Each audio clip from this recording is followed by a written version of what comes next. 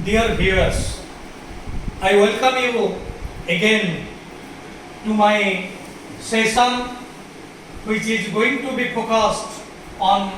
the importance of English. Dear viewers, in my earlier session, I put forth 4 important points in favor of English. In this context, I have told you French Revolution 1789, American Revolution 1776, unification of Italy, unification of Germany, and thereafter we came to Lord Dalhousie, J railway telephone इत्यादि प्रचलन करते बर्तमान मु तुम मान आगे आउ केते गुडिए पॉइंट्स उपस्थापन करिबी तुमे माने ए सब जज करिबो एवं तार निर्यास तुमे माने निश्चित भाव में मते जणै मु आशा करिबी निश्चित भाव में ये जो पॉइंट से तुम मान को मु देबी तुमे माने निश्चित भाव में कहबो जे इंग्लिश भाषा को मु आपणेबी इंग्लिश भाषा मोर हित पाई उद्देश्य। Dear viewers, I invite you to this session. तुमे माने जानिछ भारत वर्षर संविधान जो संविधान को प्रस्तुत करबा पाई दीर्घ 2 वर्ष 11 मास एवं 18 दिन समय लगी छी। व्हाट इज strenuous efforts हमारा कॉन्स्टिट्यूशन मेकर्स माने नहीं चलती जो कॉन्स्टिट्यूशन ना तमे जानी छ तार परमानेंट ड्राफ्टिंग कमिटी रा प्रेसिडेंट आसेले बी.आर. आंबेडकर एवं विभिन्न सेशन समारे विभिन्न प्रेसिडेंट भी अछंती सचिदानंद सिन्हा प्रथम आसेले जी की टेम्पररी थिले परमानेंट आसेले राजेंद्र प्रसाद तापर मु वर्तमान आलोकपात करू नाही वर्तमान मु आलोकपात करूची तारी ऊपर सही पॉइंट गुडी को ऊपर जो पॉइंट गुडी का हमको कहि दबा जे इंग्लिश भाषा को हमें विद्रूप करबा उचित नह इंग्लिश भाषा को हमें आपणे नबा दरकार कि भली भाव भारत वर्षर संविधान तुम माने जानि छ we the people of India having solemnly resolved to constitute India into a sovereign, socialistic, secular, democratic republic and to secure among all its citizens justice, equality, liberty and fraternity. आमे जदि ए कॉन्सेप्ट ऊपर आलोकपात करिबा भारत वर्षर जो संविधान संविधान जेते गुडी गुरुत्वपूर्ण अंग रही जदि पचरा जीव ए समस्त अंग भारत वर्षर आसी कि निश्चित भाव में तुम माने कहब ना तेबे जदि आसी नहीं तेबे जो हमें से अंग आनी ताको फेरई देबा कि जदि फेरई देबा भारत वर्षर संविधान will be a big zero. भारत वर्षर संविधान रो गोटे गुरुत्वपूर्ण कांसेप्ट होची fundamental rights FR fundamental rights जदि पचरा जीव तुम माने जानि छ हमर फंडामेंटल राइट्स आगरो थिला 7 वर्तमान अछि 6 आगरो प्रॉपर्टी राइट्स हमर फंडामेंटल राइट्स थिला किंतु वर्तमान एटा नाही भाई 34th अमेंडमेंट 44 थरा जते संविधान संशोधन हेछि 1976 मसिया रे सेते बेले डिलीट हे जे प्रॉपर्टी राइट्स तेनु 6टा राइट्स हमर वर्तमान अछि वर्तमान ता पर मु जाउ नाही मु कहि रखिबा को चाहू छी एई मौलिक अधिकार हमर भारतर निजस्व की ज्योति युटेल जानि ना ठीक अछि एटा हम देशर निजस्व नह एटा आछि अमेरिका रो तेनो अमेरिका रो आछि फंडामेंटल राइट्स गुह पिला माने जेहेतु विदेश रो आसी फंडामेंटल राइट्स को हमें फेरई दबा कि जदि फेरई दबा भारत वर्षर संविधान गोटे बड़ अंग कटि वर्तमान आमे आउ गोटे कॉन्सेप्ट को आसीबा एफडी फंडामेंटल ड्यूटीज तुम माने जानिछ भारत वर्षर संविधान रे वर्तमान फंडामेंटल ड्यूटीज अछि वर्तमान अछि 11 किंतु आगरो थिला 10 एबे जो 14 वर्षर पिला मानन को मागणा शिक्षा दिया जीवो ए दायित्व बापा मान को ऊपर नष्ट करा जाय छी so with this addition now we are enjoying we are discharging 11 fundamental duties जदि प्रश्न आवा विश्वजीत ए फंडामेंटल ड्यूटीज कोन भारत की उत्तर आसीबो ना केउ देशर एटा आसी छी Russia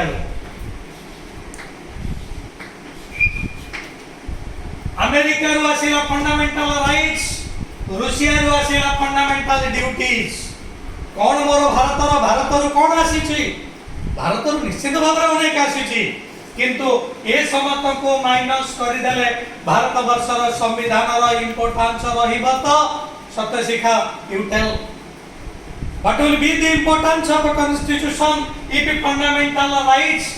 is deleted from the list and fundamental duties are deleted निश्चित भाव रे हमर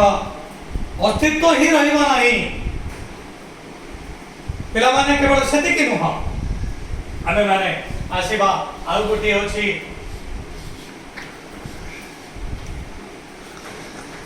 डीपीएसपी कॉन्स्टिट्यूशन विषय आलोचना करबा समय आमे यहाँ पर आलोकपात करबा directive principle of state policy संविधान रो जो 51 धारा मध्य रे जो रही 26 रु 51 from 26 to 51 directive principles of state policy रही एही भारत वर्षर संविधान रे होछि गुरुत्वपूर्ण अंग जो डायरेक्टिव प्रिंसिपल्स को विभिन्न भाग रे विभक्त करा जाय छी गांधीयन प्रिंसिपल्स कथि सेठी किछि अछि एवं different types of principles are there जोटा हम संविधान आलोचना करिबा समय आलोचना करिबा जदि पचरा जीव directive principles of state policy एटा हम भारत की निश्चित भाव रे उत्तर आसीबा ना एटा आसी छी आयरलैंड रो तेनु देखा फंडामेंटल राइट्स आसीला अमेरिका रो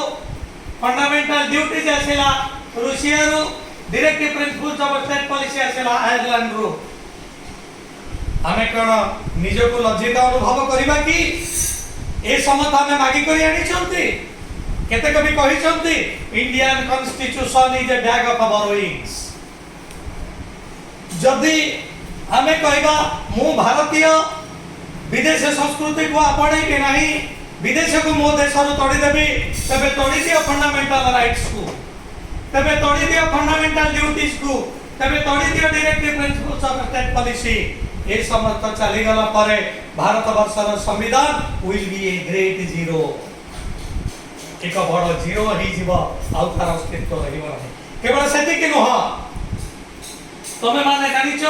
भारत वर्षर जो आईन समस्त प्रणयन होची एडी केंद्र रे अछि केंद्र सरकार राज्य रे राज्य सरकार एवं तळे ग्राम्य स्तर रे त्रिस्तरीय पंचायत राज अछि एवं शहरांचल रे मध्य त्रिकाय सिस्टम अछि ग्रामांचल रे सबटु तळे रहिछि ग्राम पंचायत तापरे पंचायत समिति तापरे जिला परिषद शहरांचल रे मध्य त्रिकाय सिस्टम सब तळे रहिछि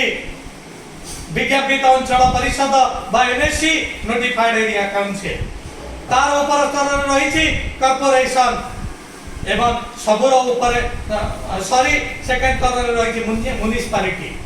एवं सबुर ऊपर रहिछि महानगर निगम कॉर्पोरेशन तेणु मोर कहवा कथा होछि एठी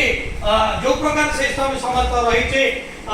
केंद्र कहा ऊपर आईन प्रणयन करिबो राज्य कहा ऊपर आईन प्रणयन करिबो एवं उभय केंद्र एवं राज्य रो कमान क्षेत्र कोटा साधारण क्षेत्र कोटा जहा पर कमान आईन प्रणयन करिवे ए क्षेत्र रे हमर तीनोटी लिस्ट रहिछि त माने जानिछ गोटे होछि यूटी यूएल यूनियन लिस्ट आ गोटे हला एसएल स्टेट लिस्ट आ गोटे हला सीएल कनकरेंट लिस्ट केंद्र तालिका राज्य तालिका एवं युग्म तालिका ये जो तीनोटी तालिका आमर रही भारत वर्षर संविधान रे बब्रुवाहन ए समस्त तालिका ये कौन भारतर उत्तर आसीबो ना विशेष भाव में जदि हमें कहबा ए concurrent list it comes from Australia एटा ऑस्ट्रेलिया रो आसीची तेणु भारत वर्षर संविधान कोटा होची हमर भारतर खोजिले भी हमें पाइबा नहीं फंडामेंटल राइट्स आसिला अमेरिका रो फंडामेंटल ड्यूटीज आसिला और रूसिया रो directive principles of state policy आसिला आयरलैंड रो एवं हमार जो केंद्र तालिका राज्य तालिका एक समस्त आसिला ऑस्ट्रेलिया रो केवल सेति कि न मेजर पार्ट्स आसी इंग्लैंड रो तमने भारत वर्ष संविधान प्रस्तुत हवा पई 1935 मसीहा जो आईन प्रणीत हला 1935 आईन अनुसार भारत वर्ष संविधान सभा आसिला तेणु 1935 भारत शासन आईन रो अधिनियम सब गुडी रही भारत वर्ष संविधान so major part of the constitution is borrowed from England. Fundamental rights comes from America. Fundamental duties come from Russia. Directive principles of state policy comes from Ireland. So far as three lists are concerned, they come from Australia. And a very important thing I want to tell you, that is the emergency power of our president. माननीय भारत वर्षर राष्ट्रपति से होचंदे भारत वर्षर प्रथम नागरिक जते बेले मो constitution chapter को आसीबी I will throw light on that एवं तमारे भी जानिछ भारत वर्षर वास्तव मुख्य किंतु राष्ट्रपति नोहा भारत वर्षर वास्तव मुख्य होचंदे prime minister headed by the ministry ministry दा मुख्य होचंते प्राइम मिनिस्टर से होचंते वास्तव डी फैक्टो अथॉरिटी किनु प्रेसिडेंट होचंते डी योर अथॉरिटी ई जो दी टर्म ए टर्म सहित we are required to be acquainted तबे संविधान रो अनेक किछि 1935 इंग्लैंड रो आईन अनुसार आसी एवं भारत वर्षर राष्ट्रपति कथा कहते राष्ट्रपति जति गुडी क्षमता अछि सबुठु गुरुत्वपूर्ण क्षमता होछि तमे माने जानिछ आर्टिकल भारत वर्षर 352 धारा संविधान 352 356 एवं 360 these three articles are extremely important and these three articles endow on our president important power that is called emergency power Bharat राष्ट्रपति जरूरी कालीन क्षमता रही 352 धारा रे 356 धारा रे 360 धारा एवं ए जो इमरजेंसी पावर ए कोन आसीछि भारत रु की जदि पछरा जीवा तनवी एटा भारत रु आसी की निश्चित भाव रे तमे कहबो ना एटा कोठ आसीछि एटा आसीछि जर्मन रु तेनो इमरजेंसी पावर आसी जर्मन बस एटा मन रखिबा तमर अति सहज हे जीव काहे की सहज हबो कारण द्वितीय विश्व युद्ध पाई जर्मन होते रेस्पोंसिबल कारण जर्मन जो तुंग नेता आसीथिले से होते एडॉल्फ हिटलर तेनो एडॉल्फ हिटलर का कथा मन रखिले निश्चित भाव इमरजेंसी कथा आसी तेनो जर्मन रो आमे आनी चंती राष्ट्रपति कर इमरजेंसी पावर एवं भारत वर्षर जो संविधान ने प्रथमे देयर वर 395 आर्टिकल्स तेला माने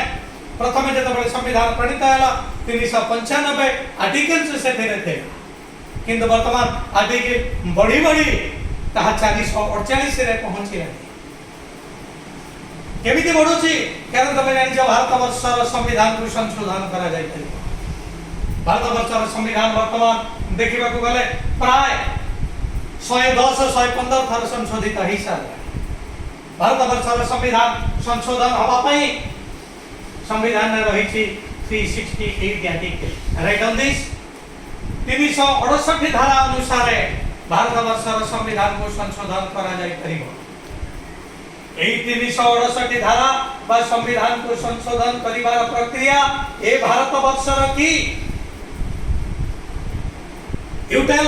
এটা কোন ভারতবর্ষের কি না, এইটা ভারতর নুহ। সংবিধান সংশোধন এইটা আসিছে কানাডারু। তেଣୁ କୁହ କେଉଁଟା ତୁମ ଭାରତର? ତୁମେ ବର୍ତ୍ତମାନ ଯେଉଁ ଖାଦ୍ୟ ଖାଉଛ, ଭାତ ଆମେରିକାରୁ ଆସିଲା ଯଦି ବେଟା ଫଣ୍ଡାମେଣ୍ଟାଲ ଅର୍ଥାৎ ମୁଁ ଯୋଉଟା ଖାଉଛି ସେ ସମସ୍ତ ମୋର ନିଜସ୍ୱ ନୁହଁ, କେବଳ ପେଟଟା ମୋର ନିଜସ୍ୱ। ତେଣୁ ଦେଖ ଅନେକ ଜିନିଷ ଅନେକ ରାଷ୍ଟ୍ରରୁ ଆସିଛି। ତେଣୁ ମୁଁ ନିଜକୁ କିଭଳି ଭାବରେ ଭାରତୀୟ କହି ଗର୍ବ କରିବି, ଭାରତୀୟ କହିବି ଗର୍ବ କରିବି, କଣ ପାଇଁ କରିବି ତା ପରକ୍ଷଣରେ ଆମେ ଆଲୋଚନା କରିବା। କିନ୍ତୁ ଆମେ ଦେଖିଲେ ଯେ ମଣିଷ ହବାକୁ ହେଲେ ବିଭିନ୍ନ କ୍ଷେତ୍ରରୁ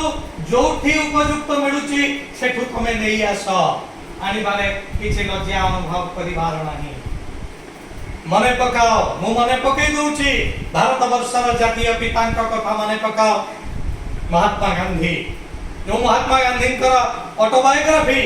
ଆମେ ମାନେ ପଢିବା ଆଉ କିଛି ଦିନ ପରେ ଆଟ୍ ଦି ହାଇସ୍କୁଲ। ମନେ ପକାଅ, ସେ କହିଥିଲେ ଗୋଟିଏ ସୁନ୍ଦର କଥାଟିଏ। ସେ କହିଥିଲେ ପିଲାମାନେ ତୁମେ ଯେତେବେଳେ ତୁମ ଘରେ ଅଛ, ଘରର ଝରକା କବାଟ ସବୁ ଖୋଲି ଦିଅ, ଯେଭଳି ଭାବରେ ବାହାରର ସୁଶୀତଳ ବାୟୁ ଆସିକରି ଭିତରର ପ୍ରଦୂଷିତ ପରିବେଶକୁ ତାହା ସତେଜ କରିବ। କିନ୍ତୁ ଯେତେବେଳେ ବାହାରୁ ଝଡ଼ ତୋଫାନ ଆସୁଛି ସେହି ସମୟରେ ତମେ ଝରକା କବାଟ ବନ୍ଦ କରିଦିଅ। ଅର୍ଥାତ୍ ଆମର ଭାରତବର୍ଷ ଯଦି ଏକ ଘର ହୁଏ, ଏ ଘରର ଝରକା କବାଟ ସବୁ ଖୋଲି ଦିଅ। ଆମେରିକାରୁ ଯଦି କିଛି ଭଲ ଜିନିଷ ଆସୁଛି ଝରକା ବାଟେ ଆସୁ, ଦରଜା ବାଟେ ଆସୁ। ଇଂଲଣ୍ଡରୁ ଯଦି କିଛି ଭଲ ଜିନିଷ ଆସୁଛି ଝରକା ବାଟେ ଆସୁ, ଦରଜା ବାଟେ ଆସୁ। କାନାଡାରୁ ଯଦି କିଛି ଭଲ ଜିନିଷ ଆସୁଛି ଏଇ ଦୁଇଟି ମାଧ୍ୟମରେ ଆସୁ। କିନ୍ତୁ ଯଦି କୌଣସି ସମୟରେ ଆମେରିକାରୁ ଝଡ଼ ତୋଫାନ ଆସୁଛି ବନ୍ଦ କରିଦିଅ। ଚୀନରୁ କରୋନା ଆସୁଛି, ତେଣୁ ଚୀନକୁ ବ୍ଲକ୍ କରିଦିଅ, କାରଣ that is detrimental for our health. ତେଣୁ ଯୋଉଟା ଉଚିତ ଆସୁଛି ତାକୁ ଗ୍ରହଣ କର। ଏମିତି ଗ୍ରହଣ କରିବାରେ ଲଜ୍ଜା ଅନୁଭବ କରିବାର ନାହିଁ। ତେଣୁ ସେହି ଦୃଷ୍ଟିରୁ ଇଂଲିଶ ଭାଷାକୁ ଆପଣେଇବାରେ ମୁଁ ଲଜ୍ଜିତ ହବା ଉଚିତ ନୁହଁ। ଯଦି ମୁଁ ଇଂଲିଶ ଫେରେଇବି, ଇଂଲିଶକୁ ଯଦି ମୁଁ ପଢିବି ନାହିଁ, ଏଇ ଯୁକ୍ତି ଉପସ୍ଥାପନ କରିବି, ତେବେ ତମର ଫଣ୍ଡାମେଣ୍ଟାଲ ରାଇଟ୍ସକୁ ଫେରେଇବାକୁ ପଡିବ, ଫଣ୍ଡାମେଣ୍ଟାଲ ଡ୍ୟୁଟିଜକୁ ଫେରେଇବାକୁ ପଡିବ, ଡିରେକ୍ଟିଭ ପ୍ରିନ୍ସିପଲ୍ସ ଅଫ ଷ୍ଟେଟ୍ ପଲିସିକୁ ଫେରେଇବାକୁ ପଡିବ। ଭାରତବର୍ଷର ସମ୍ବିଧାନ ସମ୍ପୂର୍ଣ୍ଣ ଭାବରେ ନଷ୍ଟ ହୋଇଯିବ। ଏବଂ ଭାରତବର୍ଷର ସମ୍ବିଧାନ ଯାହା ଉପରେ ପର୍ଯ୍ୟବେସିତ liberty, equality and fraternity. Liberty स्वतंत्रता, इक्वालिटी समानता, फ्रैटर्निटी भ्रातृत्व भाव। এই তিনোটি জিনিস আসিছে ফ্রান্স রু 1799 जो ফরাসি রাষ্ট্র বিপ্লব ହେଲା, এই তিনোটি को केंद्र करी विप्लव होइतला जे हमर दरकार लिबर्टी, इक्वालिटी एवं फ्रैटर्निटी। भारतवर्षर संविधान गर्वर सहित এই তিনটাକୁ ଆପଣେଇ ନେଇଛି। ଆମର लिबर्टी ଅଛି, इक्वालिटी ଅଛି, फ्रैटर्निटी ଅଛି। যদি फ्रांस को तमे विदेशी बोली कहब, तेबे लिबर्टी, इक्वालिटी एवं फ्रैटर्निटी को फ्रांस सरकार को दे दियो। What is our constitution? It is a big zero. हम कहबार अर्थ होचे जहा गुरुत्वपूर्ण अन्य राष्ट्ररू आनिले लज्जा अनुभव करो नाही, किंतु आमे माने अधिकांश समय सेठू बहुत खराब ये गुडी को नहीं आसुछु जो पेपर खंडे आलोचना करी। आ गोटे कथा तमे माने देख जे आमर भारतवर्षर जो जातीय संगीत जनगण मन अधिनायक जय हे, सेतिर जो प्रथम पद भारत भाग्य विधाता, ए भारत भाग्य विधाता कहा को कहा जाय छी? इंग्लैंड रो मुख्य को कहा जाय छी। ता सत्य भी आमे ताको जातीय संगीत भावरे मानुछु। कोन पई ए प्रकार स्वर कोन आमे माने उत्तोलन करि परिबा नाही? यदि भारत भाग्य विधाता इंग्रेज सरकार को कहा जीवा, इंग्रेज राजा रानी को कहा जीवा, तबे कोठी रहला भारत वर्षर स्वतंत्र। किंतु आमे ताहा करुणा हो ताको आमे आपणे एपटे ताको आमे आपणे नेइछु, सेपटे ताको भाषा विरुद्ध रे आमे स्वर उत्तोलन करूछु, जो भाषा हमकु अनेक किछि देइछि। डियर व्यूअर्स, आशा करूछि तम मानक मध्यरे इंग्लिश भाषा प्रति जो वैमातृक मनोवृत्ति थिला, जो वैसादृश्य थिला, जो विसंगति भावना तम मानक मध्य थिला, निश्चित भाव में ताहा दूरीभूत हेइथिबो। आसंता सेशन में मु वर्तमान ये कॉन्स्टिट्यूशन संक्रांत में 7-8 पॉइंट आनिली, जोटा निश्चित भाव में तम मानक कही जे इंग्लिश भाषा को आपणबारे आम लज्जा अनुभव करवा उचित नुह, कारण जोठी आमर संविधान अनेक क्षेत्र अनेक जिन आनी जदि फेरई दबा संविधान किसी मूल्य रहा तेणु इंग्लिश भाषा को निश्चित भाव में आपणे। Dear viewers, with this I am going to end my session, and before leaving I again place this request, please like my channel, share my channel and subscribe my channel, and you provide me with a lot of encouragement so that I can proceed further and I can bring several new videos for you. Thanking you all.